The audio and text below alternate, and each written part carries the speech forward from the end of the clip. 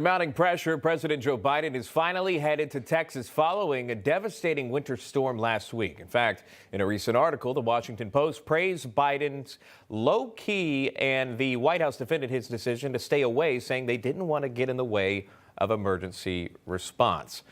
Congressman Jodey Arrington represents Texas' 19th congressional district. He's joining us live now. Congressman, good to see you. I got to ask you how you're. Absolutely. How is your district doing? Are things getting back to normal? What kind of challenges are you facing now? Well, the power's back on. Weather has warmed things up, thawed things out. The water issues are still lingering. We, at one point, had half the people in Texas with potable water issues. There's still some boiling water requirements, but things are coming back online in that regard, food supply, water supply. So I think we are out of the woods now. We have to look back and, as a state leadership from that perspective, make sure we have the basic requirements for winterization, have preparedness with respect to rolling blackouts in a more strategic way, get ahead of those things, and then have the power reserves that are necessary, especially when you have 25% of your portfolio on renewable intermittent power. So lots of lessons to be learned. Texas will be better and stronger. I hope the nation will learn those lessons along with us. And we need to make sure that the federal assistance, Sean, is not just given to blue counties and cities, but I represent West Texas, and half the state in the initial round, 177 counties, did not receive. These are more Republican and rural counties, didn't receive any individual federal disaster assistance. That's unacceptable. This president's the president of all Americans, not just Democrats. I'm glad you brought that up because it brings me to my second question for you, because the man you would need to talk to would be President Biden. My question is, what do you make of President Biden waiting more than a week to visit your area? Does that even matter to you that he waited for so long to finally visit your great state of Texas after this major winter storm? Well, I can appreciate not getting in the way during while the tragedy is unfolding and as we're trying to get back online and on our feet. But the response has been really low key at best. And I think it has the appearance of being partisan because of the red Republican counties that were left out of the federal assistance. That's the worst scenario. And then we've been in a position with good weather and power back online so that the president could come to Texas for the last several days. So I wouldn't give him high marks on this. And I think it would be good as the president of all Americans to go to the ground zero for this big disaster and to assure Texans that whether you're in a blue city or county or a rural Republican county, if you've been impacted, we are going to come alongside our fellow citizens and help get you back on your feet. Yeah, there would be some pushback on that because I've covered several hurricanes in different areas, and I've seen the devastation. I have seen leaders, political leaders, including presidents, arrive on those scenes where there's not only no electricity, no power, no water.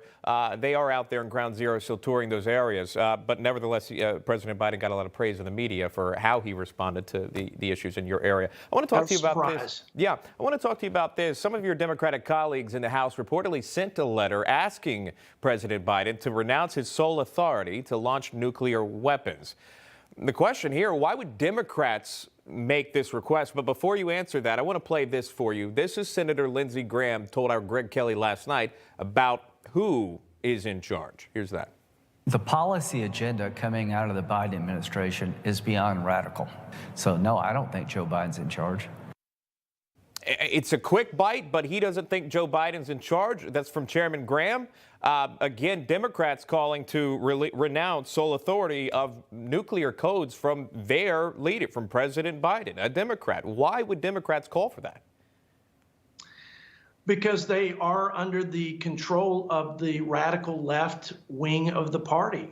Their radical ideology has permeated and become mainstream because the rest of the party has kowtowed to the tail that's wagging the dog. That's why you get really foolish and radical notions like unilateral disarmament in that case. But we saw this from the outset. I mean, we saw a president take unilateral executive actions that eclipsed all 3 or 4 of the last presidents combined. And he was doing things to ban fracking, to do away with thousands of jobs on the XL pipeline, essentially hostile to fossil fuels in the name of climate and to appease the climate alarmist. He just introduced his open border and amnesty immigration plan. It's horrible. It's a slap in the face to American citizens, and it shows that his priorities are to provide taxpayer services to folks who have broken the law and disrespected the sovereignty of the United States over supporting the American people, especially in a pandemic where we can easily have the transfer of infectious diseases across the border. Again, it's the radical left that is in charge, and leftist ideology is now mainstream in the Democrat Party, and you're going to see lots of overreach, including the COVID bill that we're voting on, that it's really just a bailout and a windfall and boondoggle to cities and states that were broken well before COVID ever hit. So that overreach is gonna come back to bite him in future elections. But it's a sad thing for the country that we're seeing this radicalization and fundamental structural shifts in our democratic institutions in the United States. Just to be clear, Congressman, to stay on that subject matter, so you would side with Senator Graham that in so many ways Joe Biden is in fact not in charge?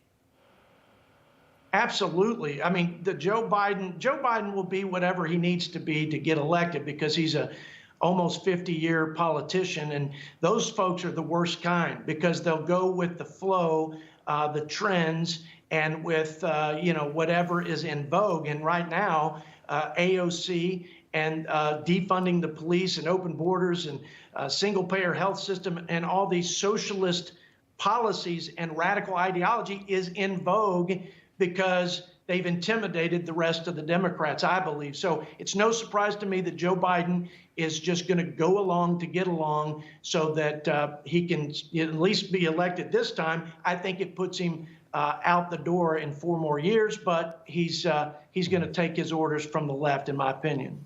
I question this, and I wonder if you do too. Why hasn't the White House announced a date for a joint address of Congress, State of the Union? Are you getting any updates on when and if that might happen? Do you question why you haven't seen that yet? Oh, I think it's obvious, Sean.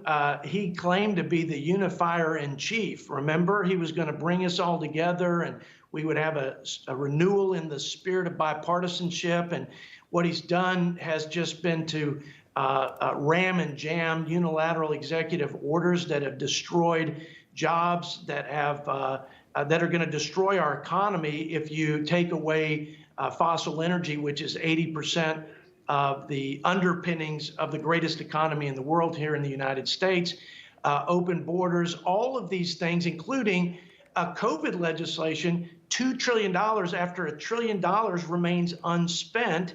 And you've got policies that are totally unrelated. In fact, the vast majority of the COVID bill is unrelated. It's got tunnels, it's got bridges, it's got arts and humanities, and they're wrapping the flag of COVID relief. I think that's appalling. I think it's deceptive. And we know it's partisan after 5 legislative attempts, bipartisan, to help the American people with $4 trillion prior to this COVID legislation.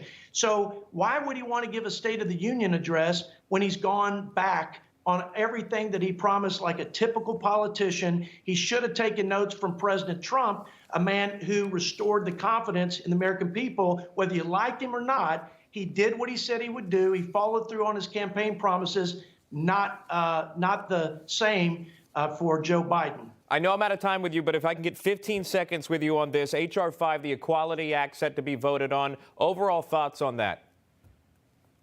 I think it's part of the radical nature of the agenda of the Democrats. I think it hurts our daughters.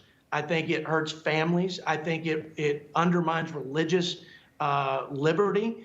And I think it's a bad idea for this country. So I respect all Americans. They all have the rights and privileges of Americans, but this is politicizing sexuality and gender identification. It is, I think it is so far afield and so radical from American values. I can't believe that even in 2021, under this president and this Congress, that we're even having this conversation, quite frankly. Congressman Arrington, thank you so much for your time, sir. Best to you and everyone there in Texas. We appreciate it. God bless. Thanks, Sean. Hi, Emma Reckenberg here. If you like this video, there's a whole lot more to see on Newsmax TV. You can watch for free right here on our YouTube live stream and be the first one here each time our experts break down real news. Just hit that subscribe button, ring the bell icon, and stay with us on America's fastest growing cable news channel, Newsmax TV.